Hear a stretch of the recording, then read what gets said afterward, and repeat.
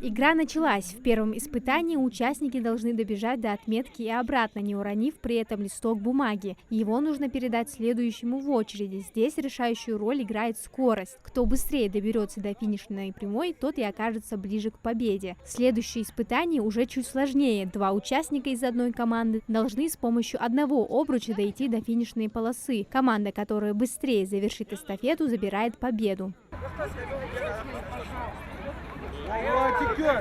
Каждый старается не подводить своих товарищей, ведь в большинстве конкурсов важную роль играет именно слаженная командная работа. Поднятие гири, жим лежа, отжимание. Это уже стартовали соревнования по воркауту.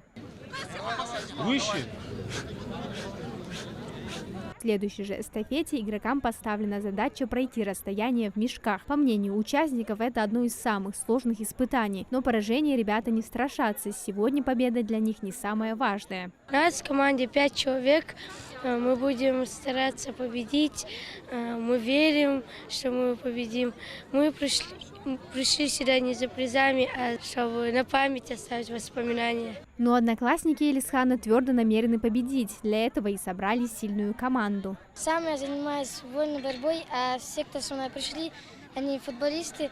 И мне кажется, им будет легко победить в этом турнире. Команды разбиты по 3 возрастным категориям от 9 до 17 лет. Принимают участие в спортивных состязаниях как мальчики, так и девочки. На стадионе имени Дьякова собрались команды чуть ли не со всех школ республики. Очень актуально для детей, и как для мальчишек, так и для девчонок, для здорового образа жизни, для общения, для сплочения. Фестиваль «Семейная команда» проводится в регионе второй год с целью пропаганды физической культуры и спорта в рамках реализации нацпроекта «Туризм и индустрия гостеприимства». Спорт может быть не только полезным, но и веселым, идеей, которую хотят донести организаторы. Надеются, что фестиваль станет доброй традицией. Мы планируем в будущем, чтобы этот фестиваль стал всероссийским, чтобы на базе нашего региона, на базе наших площадок в регионе проходили вот эти семейные фестивали с наиболее большим охватом людей. Как мы знаем, здоровый образ жизни никто не отменял, и цель данного мероприятия – это развитие спортивного туризма в регионе, это